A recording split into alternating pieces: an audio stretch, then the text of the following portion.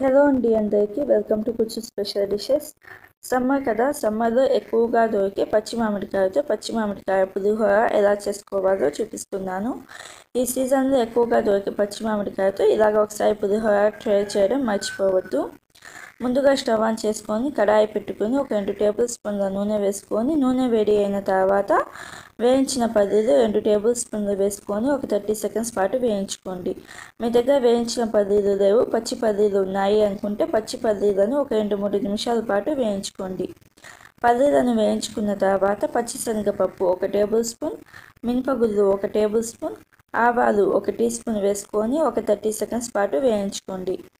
ఇలాగా ఒక 30 సెకండ్స్ పాటు వేయించుకున్న తర్వాత 4 ఎండుమిర్చిని సగానికి తుంచుకొని వేసుకోండి. 4 లేదా 5 పచ్చిమిర్చిని చీలికలుగా కట్ చేసుకొని వేసుకోండి. అలాగే జీడిపప్పు 15 నుంచి 20 దాకా జీడిపప్పు వేసుకొని 3 ఎంఎల్ కరివేపాకు వేసుకొని మంట లో ఫ్లేమ్లోనే పెట్టేసి దోరగా వేయించుకోవాలి. వీటిని కొంచెం రంగు మారేదాకా వేయించుకున్న తర్వాత పచ్చి మామిడికాయ తురుము 1 కప్పు వేసుకోండి. పచ్చి మామిడికాయ తురుము మొత్తం వేసుకోకుండా ఒక 2 టేబుల్ స్పూన్ల పచ్చి మామిడికాయ తురుమును పక్కన పెట్టుకోండి. ఈ మామిడికాయ తురుమును కూడా కొంచెం లైట్గా రంగు మారేదాకా వేయించుకోవాలి. మీరు కావాలంటే పసుపు ఒక 1/2 టీ స్పూన్ ఇదే స్టేజ్లో వేసుకొని ఒక 2-3 నిమిషాల పాటు వేయించుకోవచ్చు.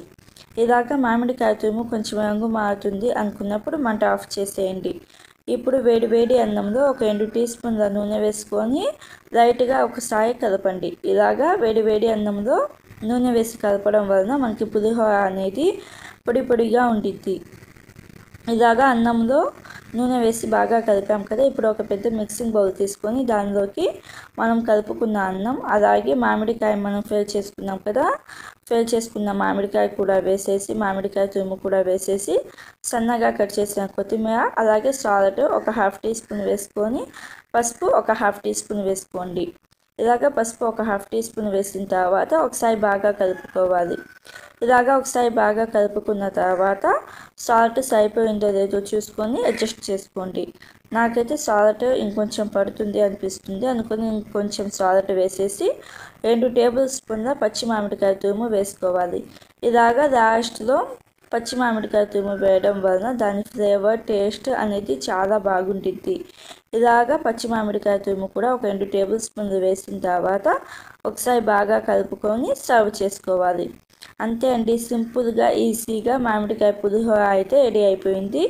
ఒక్కసారి మీరు కూడా ఇలాగ ట్రై చేసి మీకు ఎలా వచ్చిందో నాకు కామెంట్ బాక్స్లో చెప్పండి. Thank you friends, bye.